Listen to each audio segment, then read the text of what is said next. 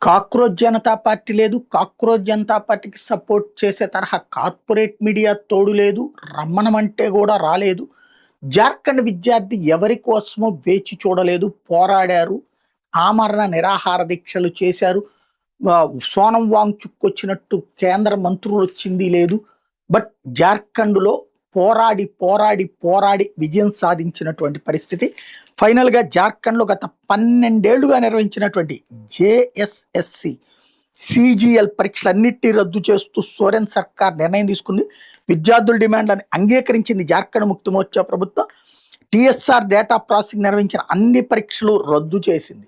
ఓవరాల్గా మొన్న రామ్దేవ్ బాబా చెప్పినట్టు పరీక్షల్ని అమ్ముకుంటున్నారు ప్రభుత్వ పదవులు అనడానికి సాక్ష్యమైనటువంటి అంశం అన్నది అక్కడ విద్యార్థులు చేసినటువంటి ఉద్యమం యొక్క ఉద్దేశం. ఇప్పుడు 12 ఏళ్లలో అన్ని పరీక్షల్ని రద్దు చేస్తూ తీసుకున్నటువంటి నిర్ణయం సంచలనాత్మకమైనటువంటి, తద్వారా విద్యార్థులు విజయం సాధించారు. కానీ ఇప్పుడు అలాగే ఈ 12 ఏళ్లలో పరీక్షల ద్వారా సెలెక్ట్ అయినటువంటి ఉద్యోగులు రేపు కోర్టుకు వెళ్తే కోర్టు ఆపేసే అవకాశం ఉంటుంది.